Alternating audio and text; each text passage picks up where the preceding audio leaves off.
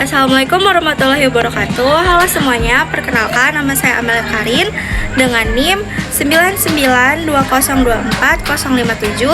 Saya berasal dari kelas 1 AP1. Hari ini saya akan menjelaskan materi bab 2 tentang spiritual. Ada beberapa pertanyaan dari Pak Adrian yang harus dijawab.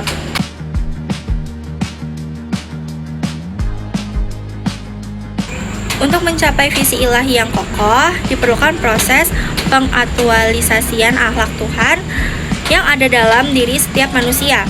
Untuk itu, diperlukan pelatihan jiwa secara sistematis, dramatis, dan berkesinambungan dengan memadukan antara olah pikir atau yang disebut tafakur wa ta'amul. Tafakur melihat sesuatu secara saksama dengan mendayagunakan akal pikiran untuk memperoleh pengetahuan yang benar dan detail tentang hal tersebut.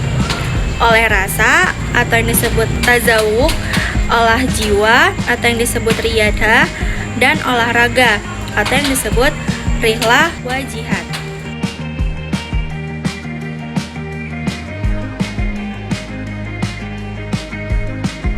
Syed Hossein Nasr juga menawarkan terapi spiritual untuk mengatasi problematika manusia modern. Ia menghimbau manusia modern untuk mendalami dan menjalankan praktik tasawuf sebab tasawuflah yang dapat memberikan jawaban-jawaban terhadap kebutuhan spiritual mereka. Dalam pandangan tasawuf, penyelesaian dan perbaikan keadaan itu tidak dapat tercapai secara optimal jika hanya dicari dalam kehidupan lahir. Karena kehidupan lahir hanya merupakan gambaran atau akibat dari kehidupan manusia yang digerakkan oleh 3 kekuatan pokok yang ada pada dirinya.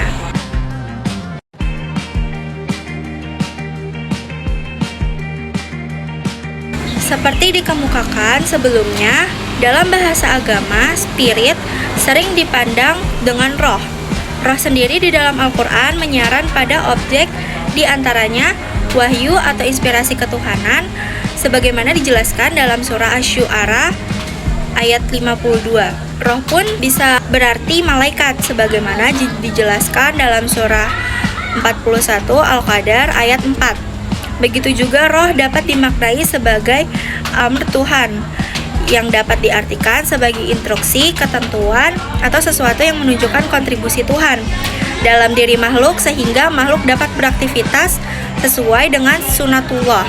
Sebagaimana dijelaskan dalam surah Al-Isra ayat 85, dengan demikian, kesadaran spiritual, kesadaran rohani, atau kesadaran ketuhanan adalah pemahaman yang dilandasi dengan pemaknaan mendalam, dengan ketentuan Tuhan dalam alam semesta, wahyu sebagai inspirasi universal, dan malaikat sebagai energi kebenaran dan kebaikan.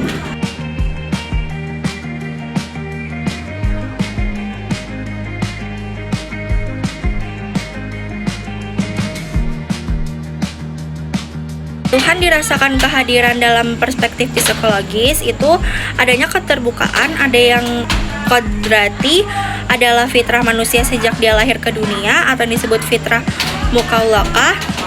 Manusia secara natur dapat merasakan yang gaib karena di dalam dirinya ada unsur spirit. Spirit sering digambarkan dengan jiwa halus yang ditiupkan oleh Tuhan ke dalam diri manusia. Al-Qushairi dalam tafsirnya, Lataif al-Isyarat menunjukkan bahwa roh memang latifah atau jiwa halus yang ditempatkan Tuhan dalam diri manusia sebagai potensi membentuk karakter yang terpuji. Roh merupakan semacam SIM card ketuhanan yang dengannya manusia mampu berhubungan dengan Tuhan sebagai kebenaran sejati atau al-hakikah. Karena adanya roh, manusia mempunyai bakat bertuhan. Artinya, rohlah yang membuat manusia mengenal Tuhan sebagai potensi bawaan lahir.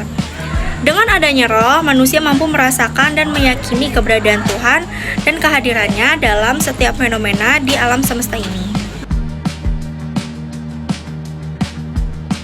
Berbeda dengan perspektif teologis, sosiologi memandang agama tidak berdasarkan teks keagamaan atau yang disebut baca kitab suci dan sejenisnya, tetapi berdasarkan pengalaman konkret pada masa kini dan pada masa lampau.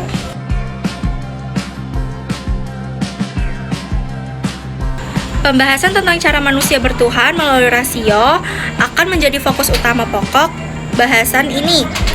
Banyak argumen yang diajukan oleh para filsuf Islam sebagai kaum pemikir atau rasionalis untuk menjelaskan hakikat Tuhan dan cara bertuhan yang benar. Dapat disimpulkan bahwa inti dari pendapat dan filsuf Muslim klasik bahwa Tuhan adalah pencipta dari segalanya, sesuatu yang ada di alam nyata ini. Tuhan menjadi sebab pertama dari segala akibat yang kita lihat saat ini. Tuhan merupakan wajib al-wujud atau wujud yang niscaya, artinya Allah adalah wujud yang ada dengan sendirinya dan tidak membutuhkan sesuatu untuk mengaktualkannya.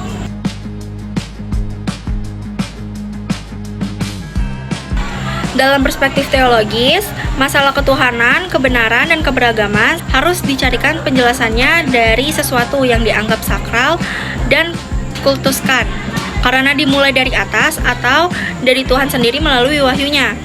Artinya, kesadaran tentang Tuhan, baik buruk secara beragama hanya bisa diterima kalau berasal dari Tuhan sendiri. Tuhan memperkenalkan dirinya, baik buruk beragama kepada manusia melalui pelbagai pernyataan, baik yang dikenal sebagai pernyataan umum seperti penciptaan alam semesta, pemeliharaan alam, penciptaan semua makhluk, maupun pernyataan khusus seperti yang kita kenal melalui firman-Nya.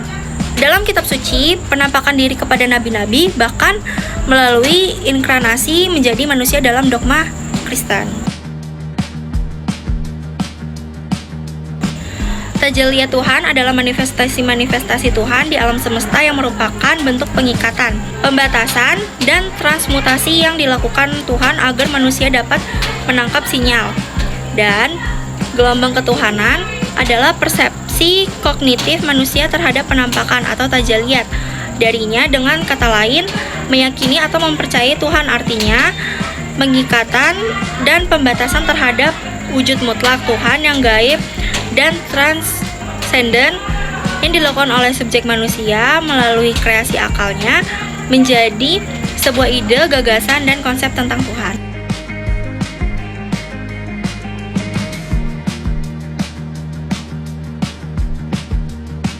Yang dilakukan agar manusia dapat tetap konsisten dalam kebaikan dan kebenaran Tuhan, yaitu manusia dituntut untuk membangun relasi yang baik dengan Tuhan. Manusia tidak akan mampu membangun relasi yang harmonis dengan Tuhan apabila hidupnya lebih didominasi oleh kepentingan ragawi dan bendawi. Oleh karena itu, sisi spiritualis harus memainkan peran utama dalam kehidupan manusia, sehingga ia mampu merasakan kehadiran Tuhan dalam setiap gerak dan sikapnya. Apabila manusia telah mengasah spiritualitas sehingga ia dapat merasakan kehadiran Tuhan, maka ia akan dapat melihat segala sesuatu dengan visi Tuhan atau ilahi. Visi ilahi inilah yang saat ini dibutuhkan oleh umat manusia, sehingga setiap tindak tunduk dan sikap perilaku manusia didasari dengan semangat kecintaan kepada Tuhan sebagai manifestasi kebenaran universal dan pengabdian serta pelayanan kepada sesama ciptaan Tuhan. Kalau kalian tahu contoh spiritual manusia yang di dalam kehidupan sehari-hari itu seperti apa, itu seperti sholat. Makanya kita bagaimana manusia itu, sholat itu menjadi pedoman hidup manusia yang dimana dilakukan setiap hari, setiap waktu, dan itu akan menjadi contoh-contoh hidup spiritualis manusia. Sekian video pembelajaran dari saya. Mohon maaf apabila ada kekurangan atau kesalahan kata dari saya. Saya akhiri. Wassalamualaikum warahmatullahi wabarakatuh.